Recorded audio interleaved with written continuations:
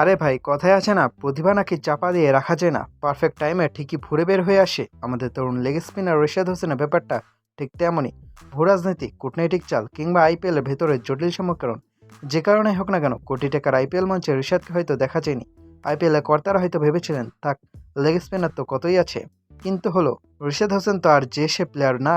প্রতিভা যার রক্তে, তাকে আপনি ঘরে বসে রাখবেন কিভাবে? আইপিএল তাকে ডিরেক্টলি না নিলেও আইপিএলের মালিকরা কিন্তু ঠিকই পেছন দরজা দিয়ে ঋষাদের পায়ে চুক্তিপত্র জমা দিয়ে গেছে। হ্যাঁ ভাই, খবর একদম খাঁটি।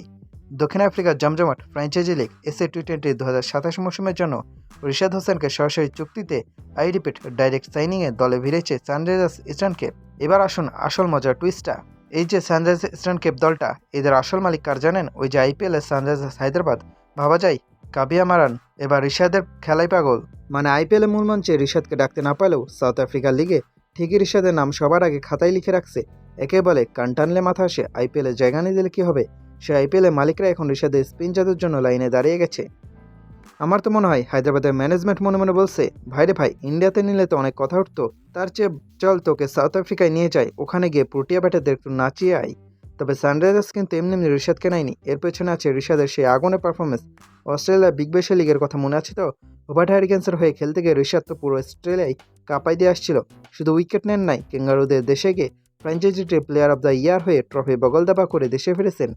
অস্ট্রেলিয়ার ওই বাউন্সে আর পেস ফ্রেন্ডলি উইকেটে যদি ঋষাদ এশিয়ান লেগ স্পিনের জাদু দেখিয়ে ব্যাটারদের কোমর ভেঙে দিতে পারেন, তবে সাউথ আফ্রিকার উইকেটে তো আরও খেলা হবে।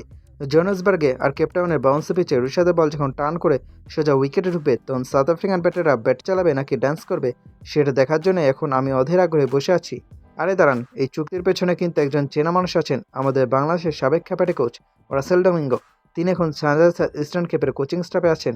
ডমিঙ্গো সাহেব নিজে এসে এই চুক্তির খবর কনফার্ম করেছেন। ডমিঙ্গো হয়তো সানরাইজার্সের হেড অফিসকে ফোন দিয়ে বললেন, বস, এই ছেলেটাকে আমি চিনি, ও যখন বল ঘোরায় তখন ব্যাটাররা দিক বেদিক ভুলে যায়। একে আইপিএলে মিস করছিস, সাউথ আফ্রিকায় হাতছাড়া করিস না। ডমিঙ্গো ভাই বিসিবি থাকতে কত কই হয়েছে, তা বাদ দেন। তবে ঋষাদকে চিনে যে জহুরির মতো কাজটা করেছেন, এর জন্য ওনাকে একটা থ্যাংক ইউ দেওয়াই যায়। দিন শেষে ঋষাদ হোসেন আমাদের একটা মস্ত বড় শিক্ষা দিয়ে গেলেন। আপনার যদি যোগ্যতা থাকে, ব্যাকগ্রাউন্ডে পলিটিক্স যতই চলুক না কেন, বিশ্বমঞ্চে আপনি ঠিকই আপনার প্রাপ্য মূল্যায়নটা ছিনিয়ে নিতে পারবেন। নিজের রিভলভিং লেগ স্পিন আর গুগলি দিয়ে পুরো দুনিয়ায় ফ্র্যাঞ্চাইজিগুলো চোখ কপালে তুলে দিয়েছেন। সানরাইজার্সের কমলা জার্সিতে 2027 সালে ঋষাদের স্পিন তাণ্ডব দেখার জন্য কারা কারা এক্সাইটেড, কমেন্টে ঝটপট জানাই দেন।